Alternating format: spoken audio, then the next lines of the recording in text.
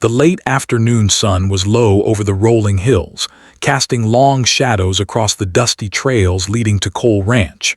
The rancher, Ethan Cole, had been working the land since sunrise, tending to the cattle, mending fences, and hauling hay. Life on the ranch was hard, lonely, but steady, until a faint sound caught his attention. A soft, gasping noise came from the edge of the property near the creek. Ethan paused, squinting into the fading light. At first, he thought it was an animal, but then he saw her, a young woman, collapsed on the ground, her clothes torn and dirty, her skin pale as the late sun glinted off her hair. He dismounted and ran toward her. "Hey, are you all right?" he shouted, but she didn't respond. Her lips moved faintly, whispering something he couldn't hear. Gently, he knelt beside her. Her body was weak, trembling from hunger and exhaustion. Ethan's heart sank. 3 days without food and wandering alone, he muttered.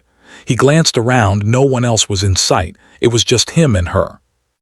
Carefully, he lifted her into his strong arms. She faintly stirred, groaning, but didn't resist. Ethan carried her toward the ranch house, setting her on the couch. He grabbed a warm blanket and wrapped it around her shivering body. "You're home now," he said softly, his voice steady and kind. "Safe, finally." Hours passed as he tended to her.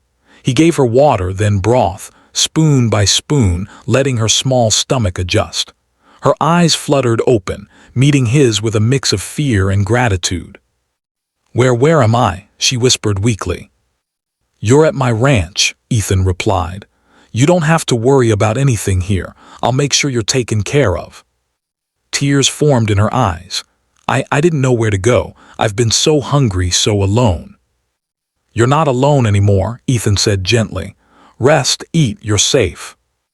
Days turned into weeks. He fed her, helped her regain strength, and gave her a place to stay. Slowly, she began to trust him, seeing that this quiet, rugged rancher had a heart big enough to care for someone who had nothing. One evening, as the sun dipped behind the mountains, she sat on the porch watching the cattle. Ethan joined her, handing her a cup of tea. She smiled faintly. "I never thought anyone would help me, not after everything."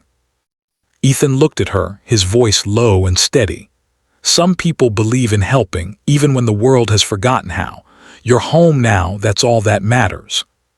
From that day on, the ranch wasn't just land and cattle. It became a sanctuary. A place where wounds began to heal, where trust and care slowly blossomed. And every time she looked at Ethan, she saw not just a man, but a protector, the person who lifted her when she couldn't stand and gave her a home when she had none. Winter came, covering the ranch in a blanket of snow, but inside, warmth filled the home. They shared meals, laughter, and quiet moments by the fire. The faint woman who had collapsed at his door was now alive, strong, and slowly finding a sense of belonging. One night, as snow fell softly outside, she leaned against Ethan and whispered, "I never imagined a place could feel like home." Ethan smiled, placing a protective arm around her. "It's your home now, and as long as I'm here, it always will be." The stars twinkled above the ranch, and in that peaceful silence, two souls found comfort, healing, and the promise of a future together, born from a moment of kindness on a dusty, sunlit afternoon.